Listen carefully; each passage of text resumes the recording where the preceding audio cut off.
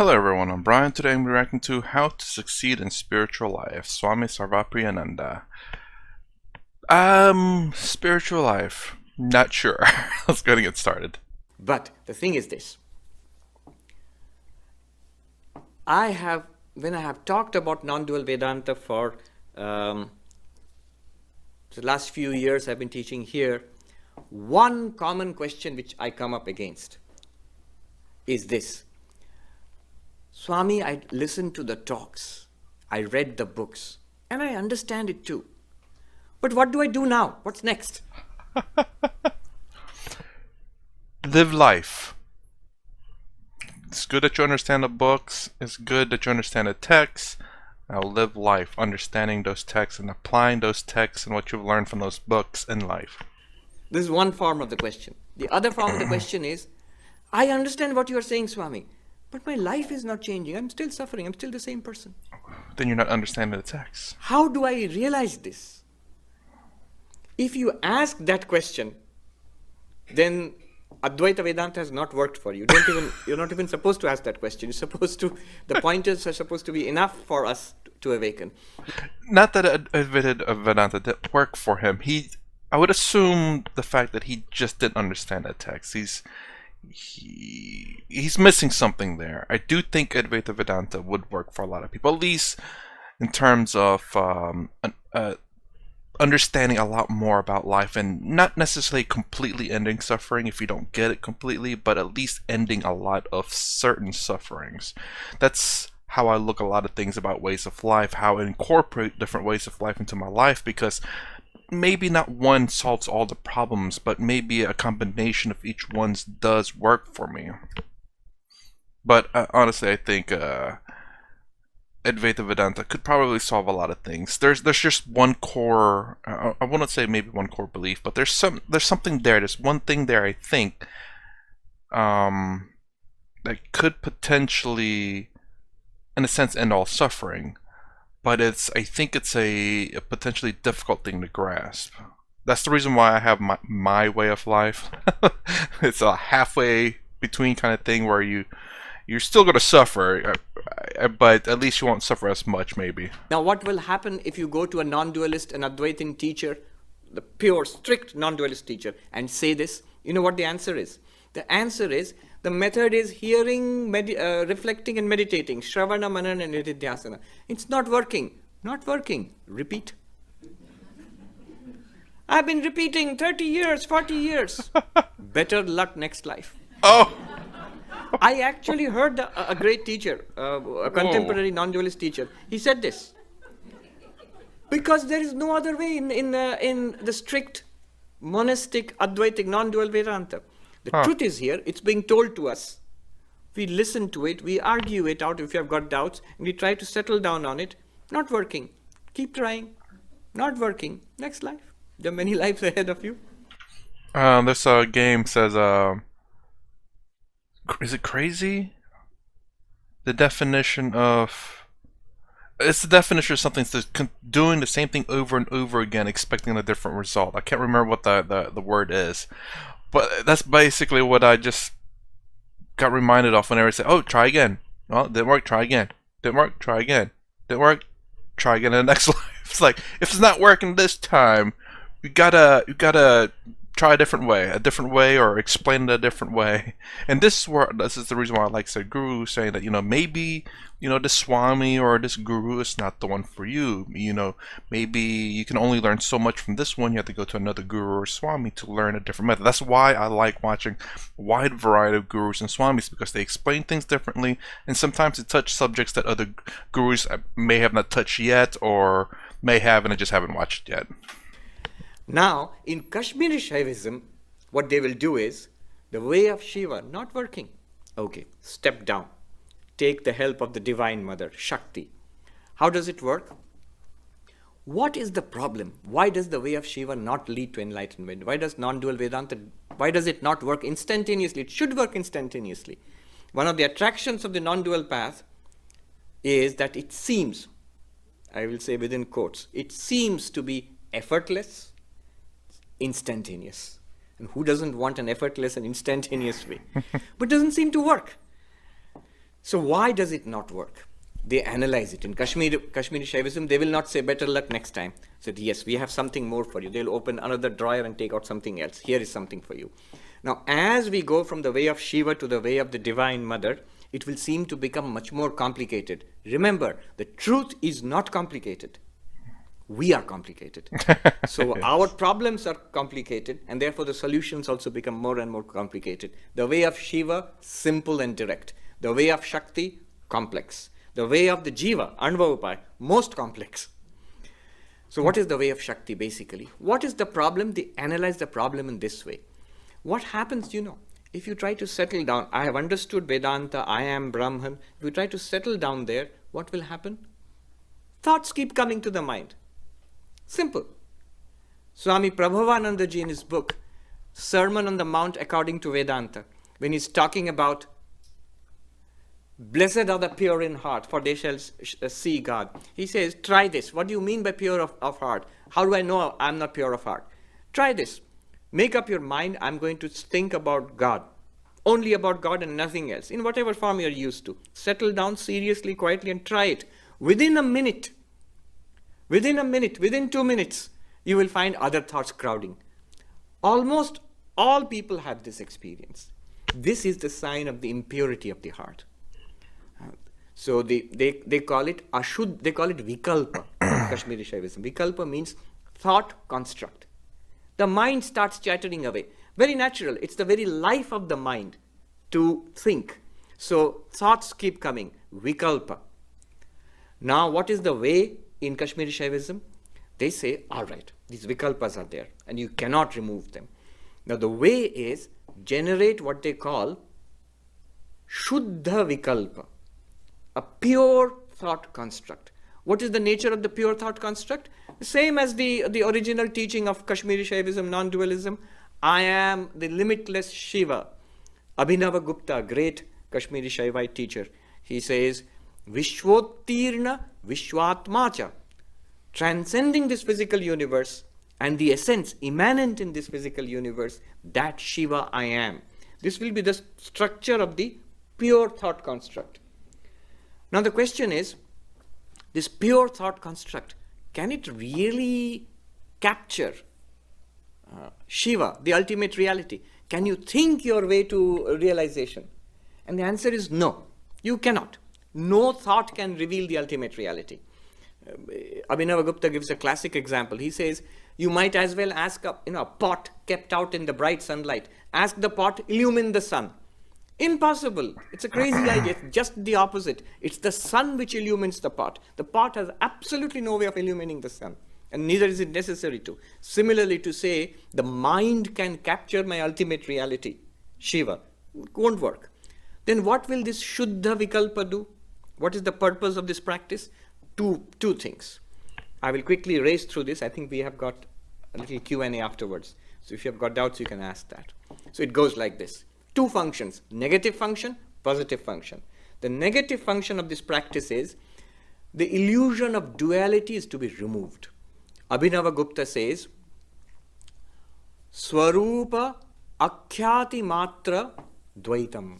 He says, Dvaita Adivasam, Swarupa Akhyati Matram. But what it means is, this experience of a dualistic universe is only due to the non-apprehension of our non-dual self. It is there, but we don't see it as it is. That's why we experience this. So this Shuddha Vikalpa, this practice, will only remove this error. It will, look at the difference. It will not catch hold of Shiva. It will remove the ignorance that we are not Shiva. That's the negative function of the Shuddha Vikalpa. What is the actual practice? The practice has three aspects. Mantra Shakti, number one, the power of the mantra. The second one is called Bhavana, Sattarka, that's a technical term, Bhavana, which means meditation. And the third one is Shuddha Vidya, pure knowledge, what they call enlightenment.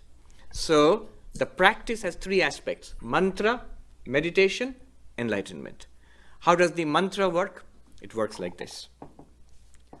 As Swami Vivekananda said, the Divine Mother is everything. What do you mean by everything? There are two aspects of everything. Forms, what you experience in the universe. and names, the conceptualization that we do in our minds about those objects. Whatever you experience is called rupa. And the way you grasp it in your mind, the conceptualization here, the language used for that is called nama. So the Divine Mother is both rupa and nama, the thing itself and the concept in your mind. The concept is always expressed in language. So the Divine Mother manifests herself in language. So the entirety of language is generated by letters.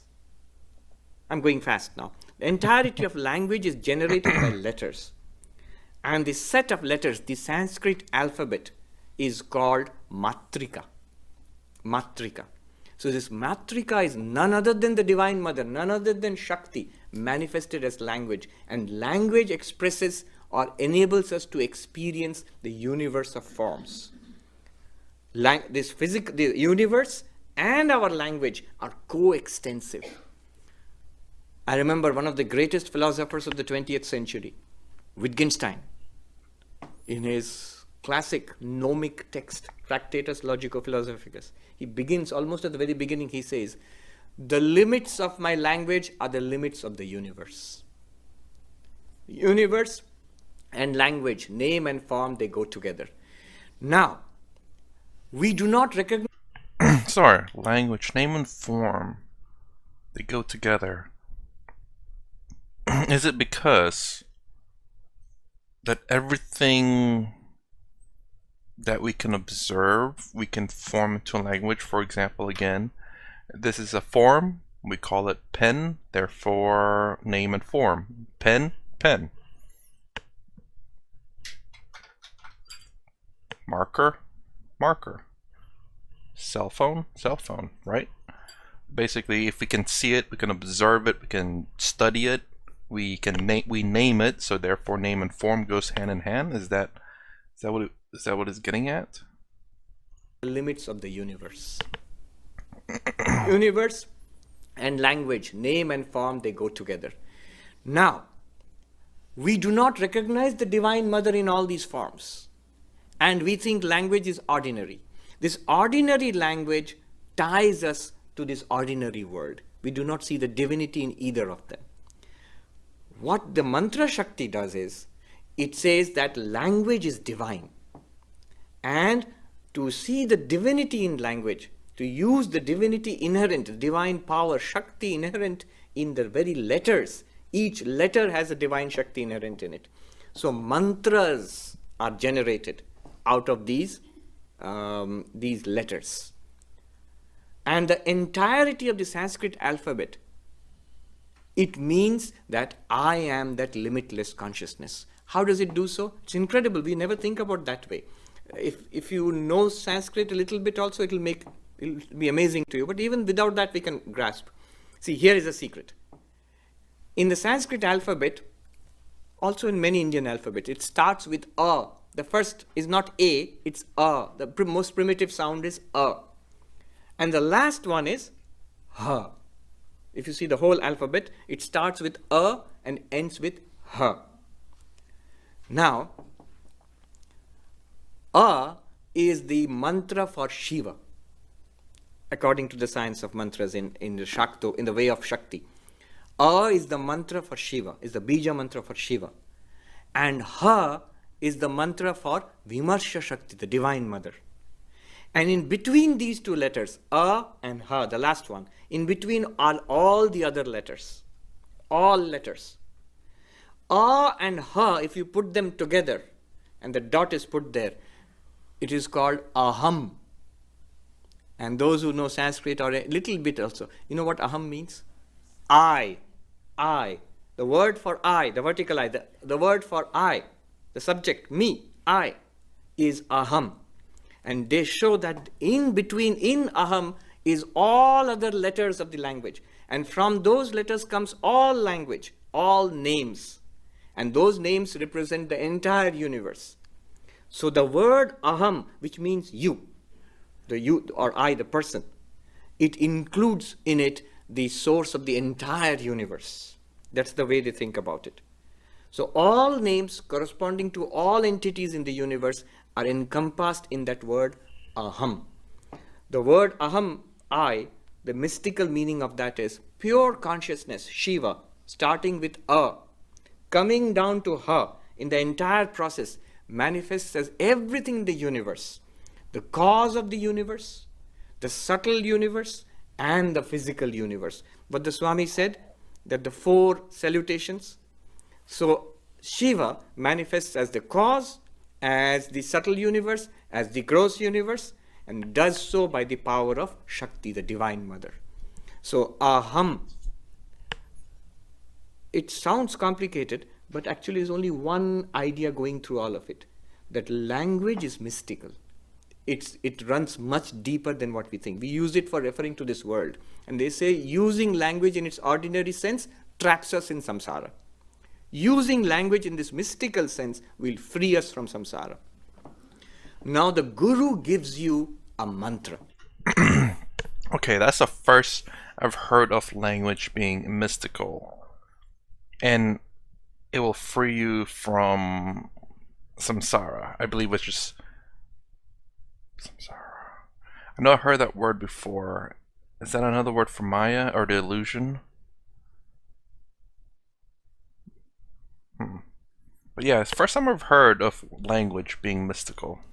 Using language in this mystical sense will free us from samsara. Now the Guru gives you a mantra, like we have all got, most of us. And that mantra is generated from this matrika, from this set of mystical letters. And this mantra refers to one or the other forms of the Divine Mother. In some form, the Ishta Devata. It could be male, it could be female, it could be beyond gender. And as we repeat that mantra, the mind and the personality becomes divinized. And the divinity inherent in that mantra reveals itself. The repetition of the mantra goes into the second stage, which is called bhavana. Bhavana is a meaning, there's no good English equivalent for it. It means meditation. Abhinavagupta says, what is meditation? He says it's a kind of imagination.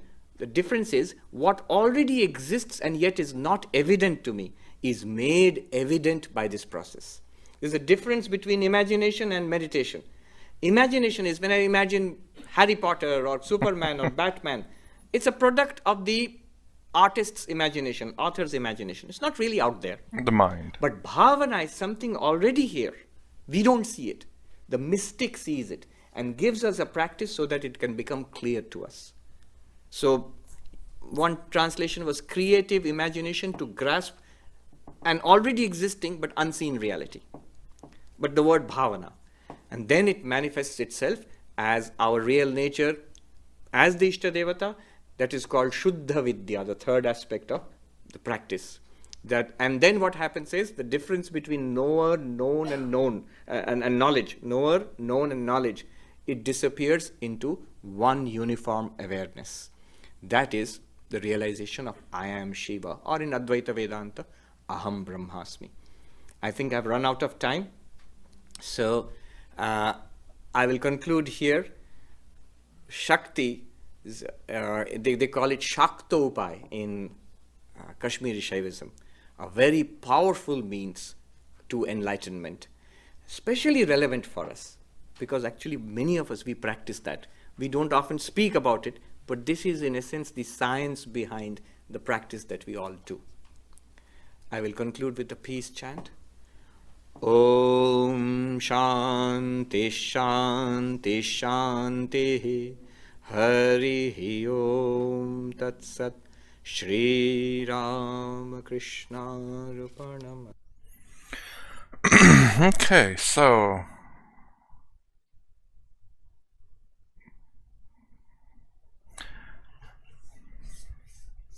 the first part is basically the mantras. Second part is the meditation. And if you understand that language is mystical,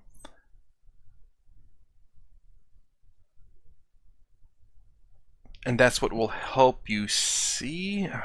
I can't remember how they formulate it. Entire language generated by letters. Yeah. Where is the...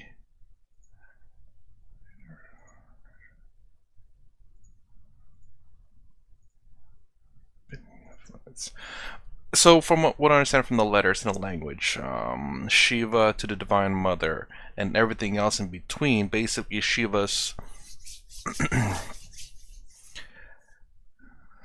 This is the first time I've heard of any of this, so I'm trying to grasp this for one, listening at once.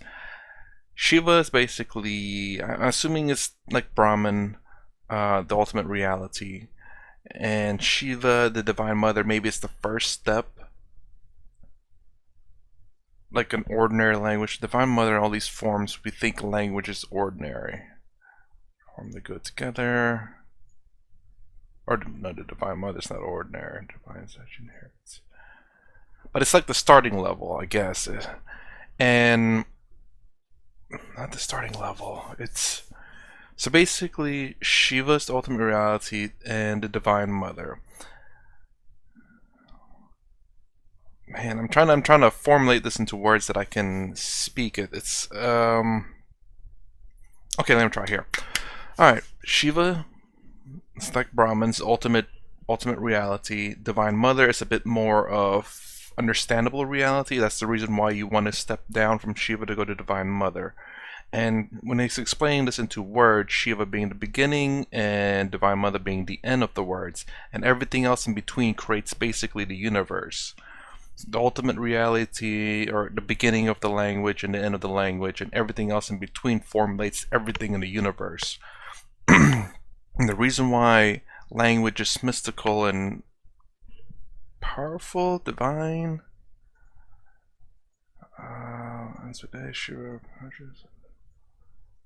Sanskrit bitter.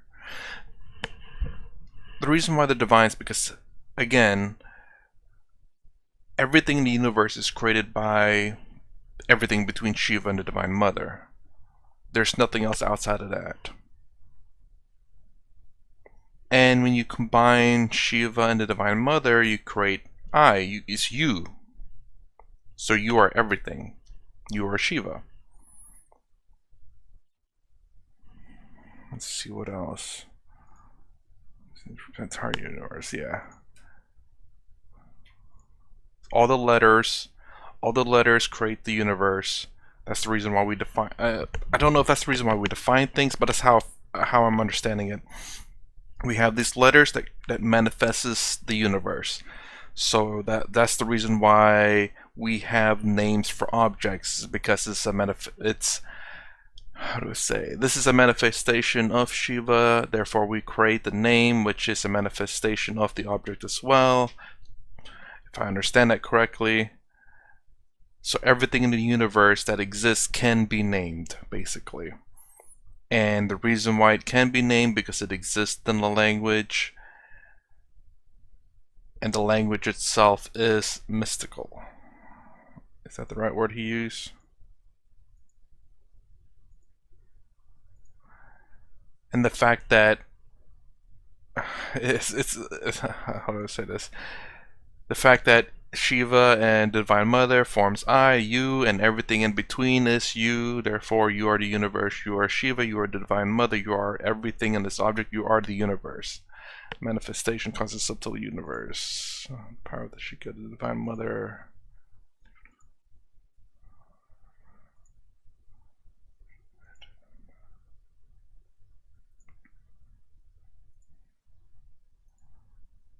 Okay. I think that's about how I understand this. The second stage was called Brown. No.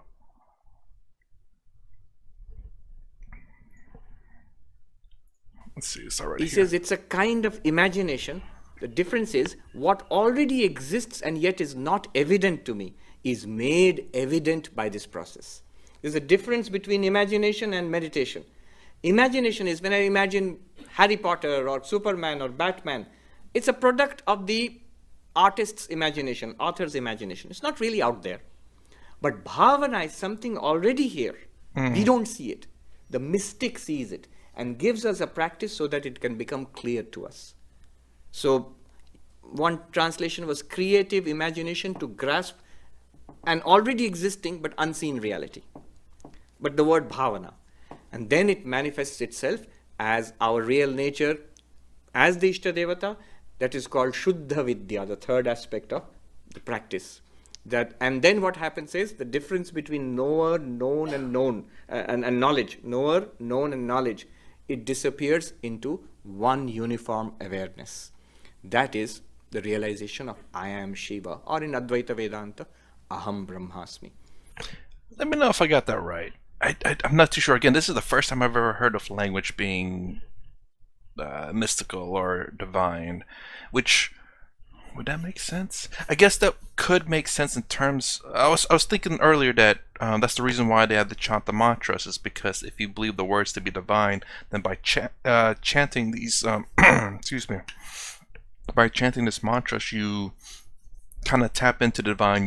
It helps you focus. I assume chanting this mantras would help you focus, like it's a way to focus your mind, but maybe it's a bit more than that in terms of at least what it's discussing here. Again, I'm not too sure if I understood that, but let me know. I think I did get the fact of Shiva and the Divine Mother and everything between creates I, and then that the fact that, you know, everything between Shiva and Mother is existence itself. There's nothing outside of this. Therefore, if this is existence, if I is existence, then you are Shiva, you are existence. There's nothing separate from you, non-duality. I don't know. That's what I'm picking up. Not too sure, but let me know. So, anyways, that's my reaction to how to succeed in spiritual life. Did it really answer that question? Towards the end, it looks like it was teaching us more than how to succeed in spiritual life. Maybe actually it is. The 3 paths, that's right.